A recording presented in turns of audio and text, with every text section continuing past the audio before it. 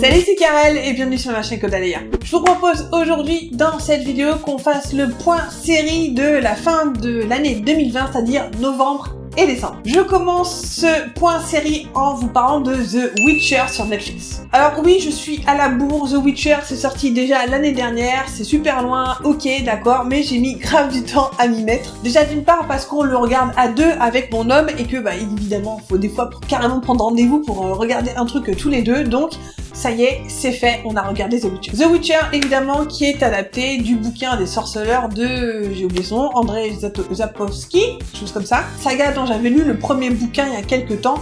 Alors, spoiler alert, je n'ai jamais joué aux jeux vidéo, donc voilà, ça, c'est fait. Maintenant, qu'est-ce que j'ai pensé de The Witcher? J'ai beaucoup aimé, pour plein de raisons. Alors, pour ceux qui ne connaissent pas, donc, c'est une saga qui se passe dans un monde heroic fantasy du Medfan, vraiment un peu pur et dur. Sauf que nous avons un monde qui est plutôt matiné de folklore, plutôt slave, plutôt d'Europe de l'Est, ce qui fait que justement ça lui donne une touche très très particulière avec des monstres, etc., qui sont à la fois, qui ont un pied un petit peu dans notre culture à nous et un pied un peu en dehors, ce qui lui donne une couleur assez particulière. Et ceux qui ont peut-être entendu parler de la série, etc., ont sans doute aussi entendu parler du côté un petit peu foireux de la timeline de la série. Et je sais qu'il y a eu beaucoup d'avis négatifs par rapport en fait aux chronologies donc dans la série. Et je confirme que c'est pas forcément foireux parce que il y a pire que ça. Si vous n'avez jamais vu Memento, je vous conseille d'aller voir dans le genre où la chronologie est complètement éparpillée façon puzzle. Ça se pose là. Là, nous avons en fait 3 timelines différentes, 3 personnages qu'on suit à des chronologies différentes.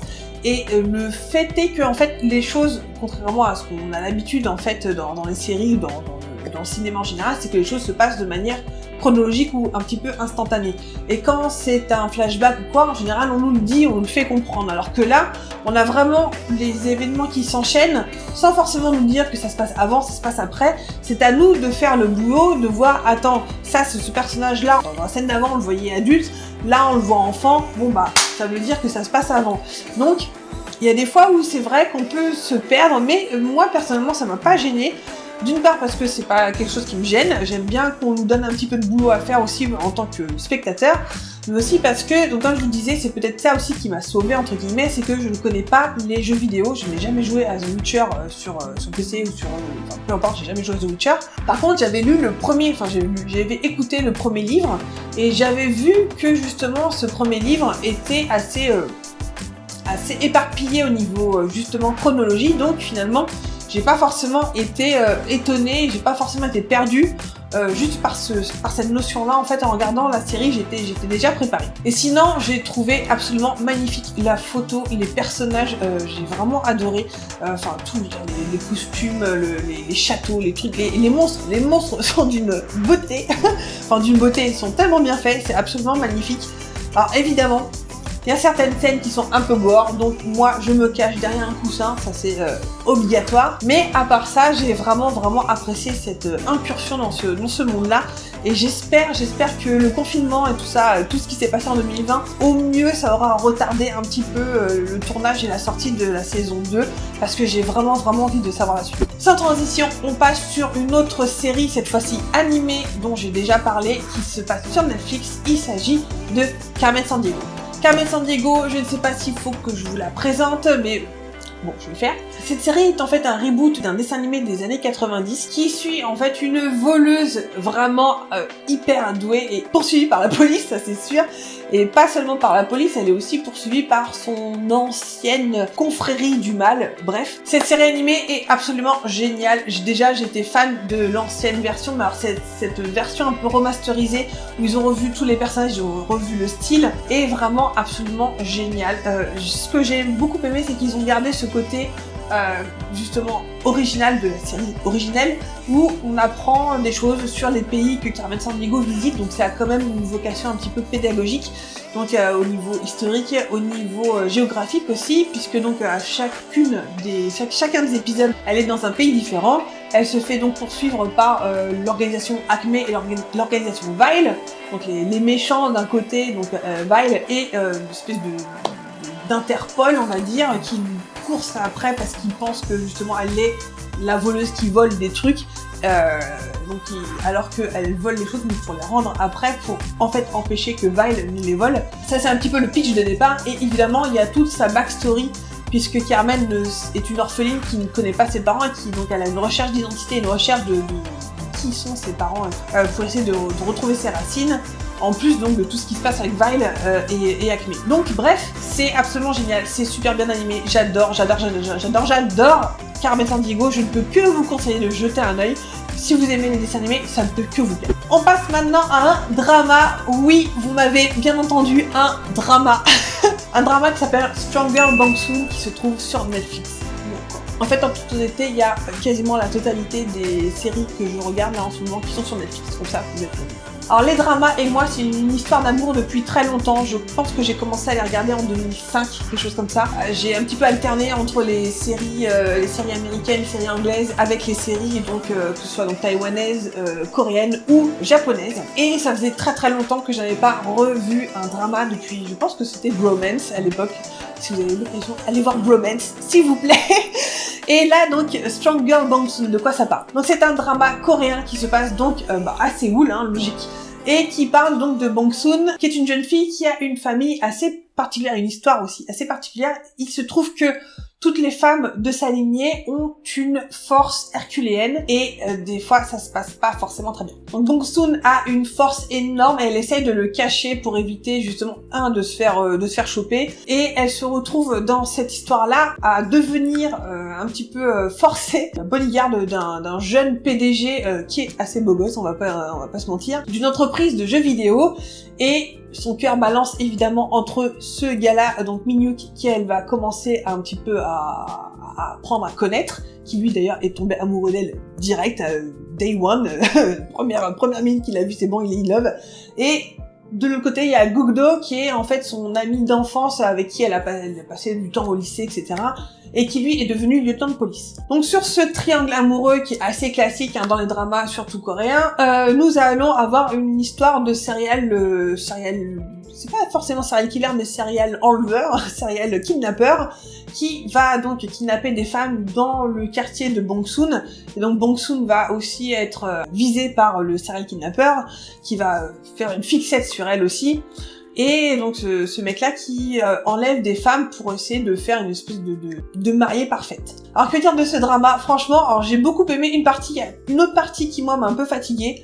Alors évidemment, il y a un peu les tropes qu'on trouve dans tous les dramas coréens, bref voilà. Des choses qui sont pas forcément très woke, on va dire, et d'autres qui sont un peu plus woke. C'est un petit peu une série un petit peu de transition, un peu post-MeToo, puisqu'on a vraiment un clair message envers les femmes qu'il faut qu'elles se prennent en main, qu'elles sont fortes, etc. Bref, en plus donc avec le serial killer, le serial kidnapper qui donc enlève des femmes, et donc nous avons comme ça une espèce de dynamique qui est un petit peu différente par rapport aux anciens dramas, mais donc on a quand même ce triangle amoureux avec les mecs qui veulent protéger la nana parce qu'elle est faible, enfin bref voilà, tous les trucs comme ça.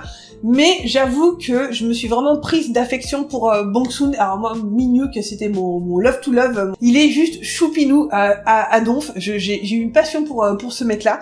Par contre, ce que j'ai moins aimé, ça a été en fait tout le truc avec les espèces c'est pas des yakuza puisqu'on n'est pas au Japon, mais évidemment Bong Soon avec sa force s'en prend un peu contrainte et forcée à une espèce de gang local qui sont vraiment des pieds nickelés. Et tout ce qui se passe autour d'eux, j'avoue, ça m'a beaucoup moins intéressé. Et eux ont un côté un petit peu élément comique, en fait, pas que, il y a pas que eux qui ont l'élément comique, mais eux, essentiellement, ont cet élément comique, c'est un peu clownesque, clairement. Mais moi, ils m'ont un peu plus fatigué qu'autre chose, plus que me faire rire. Donc, à part eux, voilà, si eux, je pouvais les mettre de côté, sinon, j'ai passé un très bon moment en regardant ce drama. Et ça m'a vraiment donné envie de me replonger de temps en temps dans un drama. Peut-être un par mois, un ou tous les 2 mois. Parce que c'est vraiment une écriture, une façon de raconter des histoires qui est un petit peu différente par rapport à celle dont on a l'habitude à côté occidental. Et je pense que ça fait pas de mal, en plus il y en a plein sur Netflix, donc que demander. Je passe maintenant à l'unique série qui n'est pas de Netflix. Vous allez rire encore. Nous allons parler de la saison 2 de Elisa des Rivumbrosas. Alors je vois déjà ma chère Marie, ma chère Cathy Cut en train de se marrer à cette annonce-là. Oui, je suis encore dans Elisa des Rivumbrosas. cette fois-ci la saison 2, et je ne vais pas trop en parler parce qu'il y a quand même le gros de l'intrigue de cette saison 2 qui part d'un spoil. Et je ne veux pas vous spoiler si un jour vous allez les voir. Alors d'ailleurs, il paraît, j'ai vu ça il y a pas très longtemps, apparemment, elle est sur Amazon Prime. Le seul hic, c'est que j'ai l'impression qu'elle n'est que sur Amazon Prime Italie. Pourquoi? Je ne sais pas. J'aurais bien aimé qu'elle soit sur Amazon Prime France, parce que voilà. Mais si vous avez l'occasion, si vous avez un VPN ou j'en sais rien, et ben voilà, sachez qu'elle est sur Amazon Prime, donc si vous aimez les sagas romanesques, les sagas en costume, etc., les sagas d'amour, hein, évidemment, n'hésitez pas à aller voir, je pense que vous passerez un bon moment. Tout ce qu'il faut savoir dans cette saison 2, c'est que, mis à part le spoil que je ne vous épargnerai, ça se passe en grosse partie à Naples. On est centré surtout en fait autour du personnage d'Elisa et de tout ce qui va se passer par la suite, et de Rivon Brosa aussi, qui en fait est sur le point de passer de main. Et donc j'ai toujours beaucoup accroché à cette série et j'ai trop envie de dessiner les personnages toujours. Je pense que ça c'est quelque chose que je ferai très bientôt. Bref, en tout cas cette saison 2, même avec les changements dont je veux pas spoiler, no spoil, moi j'adhère toujours autant. Le côté vraiment saga en costume, saga historique, etc., qui se passe en Italie. On a des paysages absolument magnifiques, on a des Naples. Je me demande si c'est vraiment tourné à Naples ou si c'est tourné en faux décor, enfin en décor, je ne sais pas du tout. En tout cas, je pense que la Rivon Brosa, le Turin, etc., je pense que tout ce côté-là, il y a vraiment des décors, c'est filmé en décor naturel, mais en tout cas, tout ce qui se passe à Naples, j'ai un doute. Peut-être que si, il y a certaines parties en extérieur qui se passent, notamment donc pendant les fouilles de Pompéi.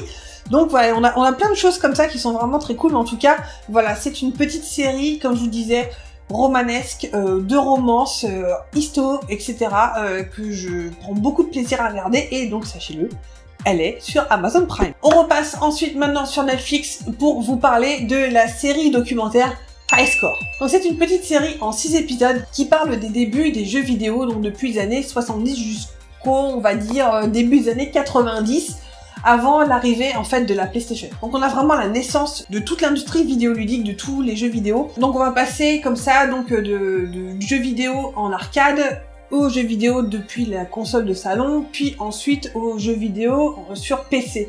Et on a vraiment tout le début avec l'interview des créateurs et des gens qui ont été vraiment impliqués dans cet essor-là.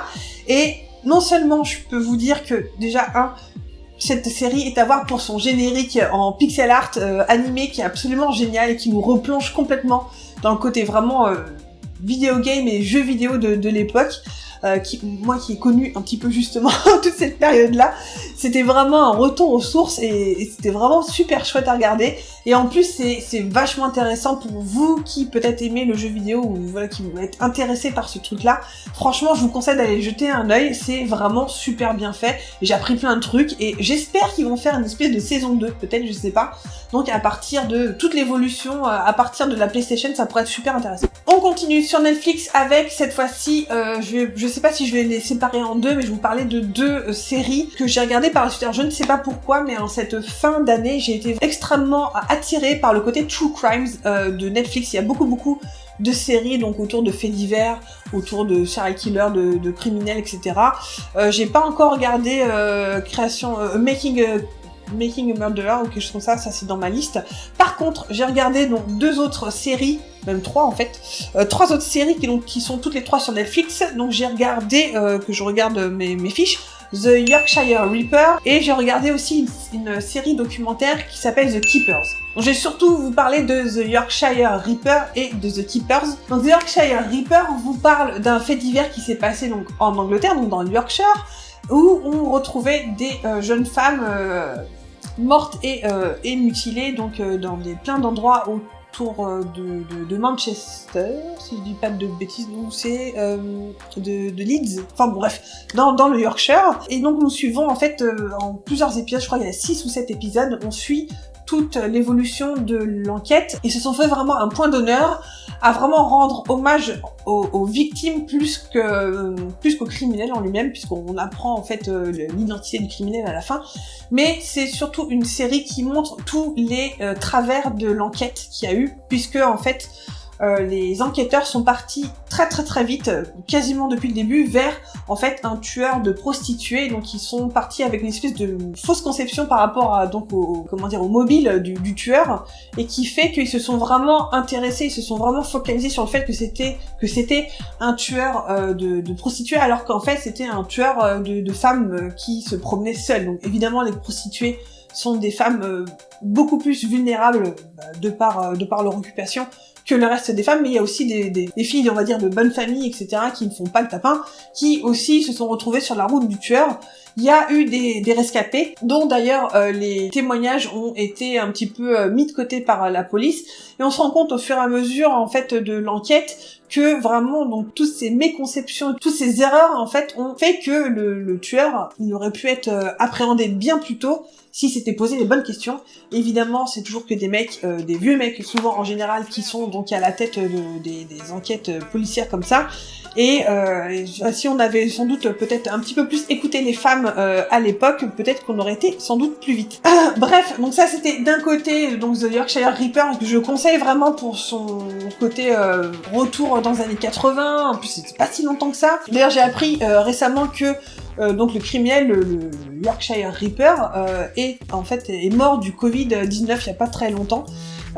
Qu'il refusait de se faire soigner d'ailleurs. Notamment d'après ce que j'ai compris, parce que sa remise, sa demande de libération avait été rejetée, parce qu'il était trop dangereux, et donc il a préféré mourir du Covid. Bref, donc ça c'était ce qui concerne le Yorkshire Ripper, que je conseille vraiment fortement si ça vous intéresse, les true crimes, etc. Et de l'autre côté, nous avons The Keepers, qui est cette fois-ci une série, donc toujours sur Netflix, toujours de true crimes, mais qui cette fois-ci se passe plutôt aux États-Unis et qui part d'un fait divers qui a eu des répercussions assez problématiques. C'est en fait le meurtre d'une nonne qui était prof dans un lycée de jeunes filles, qui est lié, en tout cas plus ou moins, à des affaires de pédophilie par un prêtre donc dans ce lycée de jeunes filles, et des activités de ce prêtre a été apparemment plutôt couvert par l'église catholique, et notamment donc l'archevêché de Baltimore, qui n'écoute pas les victimes et qui a fait en sorte de pousser son prêtre dès qu'il devenait un petit peu trop gênant. Là aussi il faut être un petit peu accroché, parce que c'est vraiment pas facile. Il y a des épisodes où notamment donc il y a des survivantes qui racontent ce qui leur est arrivé, et de voir à quel point la justice et à quel point le système a laissé ces femmes-là dans la détresse est absolument bouleversant. Et ça a été vraiment un truc qui m'a énervée, déjà par rapport à l'église en général, par rapport à l'archevêché de Baltimore en particulier, et par rapport à ce prêtre-là qui est mort il y a quelques temps. Enfin, tous les agissements qui, alors évidemment, il n'y a pas eu de procès, parce que, en fait, on n'a pas permis à ce qu'il y ait un procès, parce que, justement, l'archevêché de Baltimore a fait des pieds et des mains avec de très très bons avocats pour essayer de mettre l'affaire sous le tapis. Donc, apparemment, ce mec-là a quand même fait des dizaines et des dizaines et des dizaines de victimes. Tout le monde savait, sauf que personne ne vous fait. Voilà. Encore une fois, si ça vous intéresse ce genre de truc, je peux totalement concevoir que ça ne... Surtout en période de fête, c'était pas le moment pour beaucoup de personnes. Mais franchement, je pense que c'est quelque chose à voir, notamment par rapport à, voilà, tout ce qui se passe dans les affaires de pédophilie, notamment dans l'église catholique. C'est assez sidérant. Et je garde le meilleur pour la fin. Je vais finir ce point série avec Bridgerton. Toujours sur Netflix, cette série, donc la chronique de Bridgerton, je préfère appeler Bridgerton en anglais. C'est une série de Shonda Rhimes, donc c'est elle qui a fait Grey's Anatomy, qui a fait How to Get Away with Murder, etc. Et qui là a produit une série donc pour Netflix, une série en costume qui se passe dans une espèce de régence anglaise uchronique. On va placer ça ici, ce n'est pas historique, c'est uchronique, puisque nous avons ici donc une régence qui est légèrement différente par rapport à celle qu'on a connue entre guillemets en Angleterre. C'est que donc le roi, je sais même plus quel, je crois que c'est George, je sais plus quel numéro, qui a choisi une reine noire. Donc c'est une série où il y a énormément de personnes de couleur, or que ce soit donc noires ou des colonies. C'est une série qui est aussi très très colorée, alors non pas seulement par la couleur de peau des personnages, mais aussi par la couleur, par la fashion, par la mode qui est absolument magnifique. Alors je sais que justement, encore une fois, c'est pas historique, mais c'est pas le but de cette série. Ça nous en met vraiment plein les yeux, et donc Je vais vous parler vite fait quand même du pitch de cette série. Donc nous suivons ici les Bridgerton, qui est une grande famille londonienne, donc très bon chic, bon genre, très nobiliaire en tout cas, qui a, je crois, 8 enfants et dont la fille aînée, qui n'est pas l'aînée des enfants puisque c'était il y a 3 garçons, au moins 2 garçons avant elle. Et donc leur fille aînée rentre donc dans le monde, rentre dans la société et devient une fille à marier. Et donc son principal objectif, ce sera d'essayer de trouver un mari, si possible le meilleur parti qui soit, pour pouvoir justement faire perdurer la tradition, etc.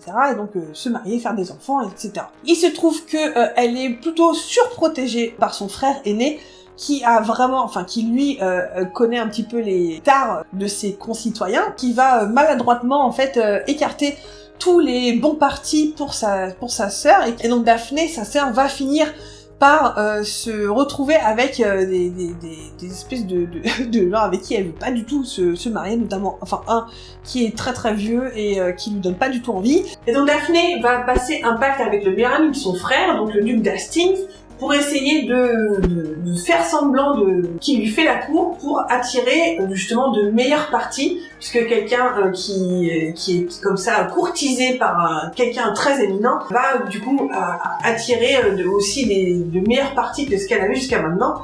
Et de l'autre côté, justement, ça arrange aussi le duc d'Hastings, puisque lui ne veut pas se marier, il ne veut pas faire d'enfant, et comme ça, le fait de faire semblant de courtiser une jeune fille bien en vue va faire taire un peu les ragots et la pression qu'il a sur lui. Sauf que, évidemment, les choses ne vont pas forcément se passer comme les deux le souhaitent. Je n'en dis pas plus. Bref, en tout cas, cette série, elle est absolument magnifique à regarder. Comme je vous disais, c'est hyper coloré. Les fringues sont à tomber par terre. Les lieux aussi, tout le décor, etc. sont absolument excellemment beaux. C'est magnifique. Le fait qu'on voit beaucoup plus de personnages de couleurs, franchement, ça fait plaisir à voir. Ça, c'est hyper rafraîchissant et je pense qu'il était temps. Il était temps que ce soit un petit peu plus le cas, notamment le duc d'Hastings est à tomber par terre. Alors je tiens aussi à dire, il y a quand même des scènes qui sont assez caliente. Il y a même un épisode où j'ai arrêté de compter les scènes de fesses parce que j'avais plus assez de doigts, mais vraiment, voilà, on se retrouve avec, en tout cas dans cet épisode, avec les joues flash, avec du rose aux joues. Mais ce que j'ai vraiment beaucoup apprécié, c'était que la plupart du temps dans cette série-là, on a vraiment du female gaze, on a des scènes, même les scènes de sexe sont filmées avec un point de vue beaucoup plus féminin. On a finalement souvent le mec est plus à poil que la meuf, ce qui est assez rare, soit dit en passant. On voit plus des paires de fesses de mecs d'ailleurs que de meufs, ce qui est aussi agréable, soit dit en passant aussi. Et voilà, on a ce female gaze qui change aussi un tout petit peu la façon dont on raconte et dont on montre les choses. Alors il y a quand même certaines choses que j'ai un petit peu moins appréciées, notamment le queerbait par rapport à l'un des frères de Daphné. Je n'en dis pas plus. J'espère qu'il y aura je sais pas s'il y aura une saison 2, je pense qu'il y aura une saison 2 vu la façon dont ça se termine, mais que justement ce côté-là ne sera pas du queerbait vraiment à purement en parler, parce qu'il y a un de ses frères où franchement il y avait tous les signaux qui fait celui-là il est gay, c'est obligé, et en fait non. Donc c'est assez bizarre la façon dont ils ont présenté les choses et dont ils n'ont pas assumé. Encore une fois en espérant qu'ils vont faire quelque chose à ce propos-là dans la saison 2, je ne sais pas si c'est prévu. Mais en tout cas, je pense qu'il y a matière à faire, en tout cas pour que ce soit pas du queerbait. Daphné se rend compte que sa qualité de jeune fille, de bonne famille, on lui a quand même caché énormément de choses par rapport à la vie sexuelle d'une jeune femme, la vie sexuelle d'un couple, et que en fait elle se rend compte qu'on lui a menti un peu toute sa vie. Voilà, c'est la fin de ce point série, j'espère que ça vous aura plu. Alors, en toute honnêteté, je me demande si je vais continuer ça l'année prochaine, je ne sais pas ce que vous en pensez, je sais pas si vous aimez en fait ces points série, puisque alors en toute honnêteté, j'ai peu de retours, donc je ne sais pas si je continuerai ou si je centraliserai mes futures vidéos sur les lectures et l'écriture, je ne sais pas encore. Ça se trouve, je vais continuer parce que voilà. Mais je sais pas, dites-moi ce que vous en pensez. Est-ce que vous voulez que je continue? Est-ce que vous aimez ces points série tout simplement, ou sinon ça ne vous montrerait pas, je ne sais pas. Là-dessus, je vous souhaite d'excellentes lectures, d'excellentes séries, toujours d'excellents films, et je vous dis à la prochaine dans une nouvelle vidéo. Ciao ciao.